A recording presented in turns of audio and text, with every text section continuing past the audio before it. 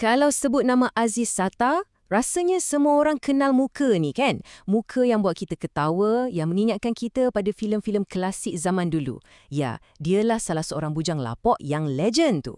Tapi, di sebalik semua gelak tawa tu, ada satu kisah hidup yang, luar biasa. Anda tak salah baca, pemandu lori dan, bekas banduan. Macam mana semua ni boleh terjadi? Macam mana perjalanan hidup seseorang tu boleh berubah macam ni sekali? Cerita dia sebenarnya lagi dramatik dari mana-mana filem yang pernah dia lakonkan. Okey, untuk faham siapa sebenarnya Aziz Sattar ni, kita kena patah balik ke mula-mula sekali. Jauh sebelum dia jadi terkenal, jauh sebelum ada lampu kamera dan glamour. Perjalanan dia bermula bukan di Malaysia, tapi di Pekalongan, Indonesia, tahun 1925. Umur 3 tahun, keluarga dia pindah ke Singapura, membesar kat area Pasir Panjang. Bakat seni dia pula dah nampak dari kecil lagi. Umur 10 tahun, dah ligat menyanyi kat majlis kahwin. Tapi, zaman remajanya tak seindah itu sebab masa itulah Jepun datang. Lepas perang, hidup kena teruskan. Aziz Sattar kerja jadi pemandu lori. Biasa-biasa je. Sampailah satu hari pada tahun 1952, kawan-kawan dia ajak, jomlah try test kat studio filem Malay Film Productions. Satu ajakan biasa yang mengubah segalanya.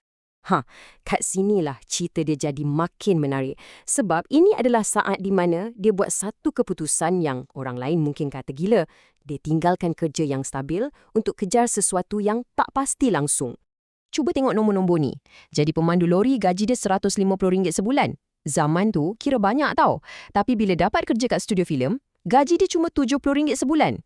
Serius lah, dia sanggup potong gaji sendiri lebih dari separuh hanya untuk jadi juru ahli suara. Nampak tak betapa gilanya dia dengan bidang seni ni? Tapi pengorbanan tu memang berbaloi. Tengoklah betapa cepatnya dia naik. Mula-mula dari belakang tabir je jadi tukang ahli suara. Lepas tu dapat jadi ekstra, tak lama dapat watak penting.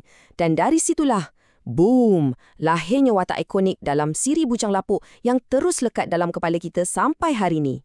Tapi kan, di sebalik watak kelakar dan muka ceria dia tu, ada sisi gelap yang tak ramai orang tahu. Ini cerita tentang kekuatan yang lahir dari pengalaman yang sangat-sangat perik. Cuba bayangkan, umur baru 15 tahun, zaman pendudukan Jepun, dia dituduh mencuri dan kena seksa dengan kejam. Trauma macam ni mesti tinggalkan parut yang dalam, tapi mungkin juga dari situlah datangnya kekuatan dalaman dia yang luar biasa tu. 6. Apa benda nombor 6 ni? Ini bukan sebarang nombor. Ini adalah kod untuk satu lagi rahsia besar dalam hidup dia yang berlaku jauh sebelum dia jadi bintang filem. Ya, 6 bulan dalam penjara. Pada tahun 1950, dia ditahan sebab disyaki terlibat dalam rusuhan Natrah yang gegarkan Singapura masa tu. Ini fakta yang hampir tak ada orang tahu.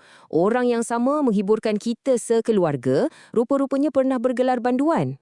Tapi, segala pengalaman pahit tu langsung tak buat dia jatuh.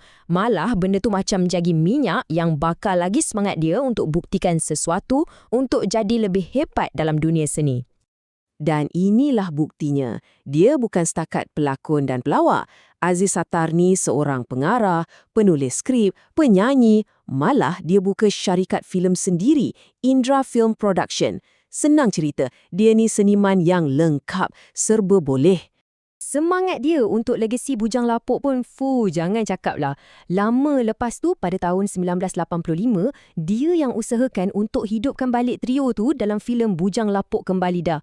Nampak tak betapa sayangnya dia pada watak-watak yang dah besarkan nama dia tu? Jadi, lepas lalui macam-macam benda, dari pemandu lori, masuk penjara sampai ke puncak populariti, apa sebenarnya legasi Aziz Sattar ni? Dan kenapa negara pandang dia begitu tinggi? Pengiktirafan demi pengiktirafan yang didapat ni adalah jawapannya. Perjalanan yang penuh onak duri tu akhirnya dihargai. Dan kemuncaknya, pada tahun 2007, beliau dianugerahkan darjah Panglima Jasa Negara yang membawa gelaran Datuk. Anugerah PJN ni bukan anugerah biasa-biasa tau. Ia diberi untuk jasa dan bakti kepada negara. Ini cara rasmi negara cakap, terima kasih Aziz Sattar. Gelak tawa yang awak dah bagi kepada kami berpuluh-puluh tahun tu adalah satu jasa yang tak ternilai. Pada 6 Mei 2014, bujang lapuk yang terakhir telah pergi meninggalkan kita.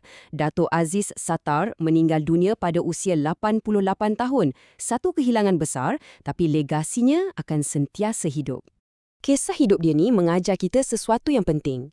Di sebalik setiap senyuman, mungkin ada satu perjuangan yang kita tak nampak.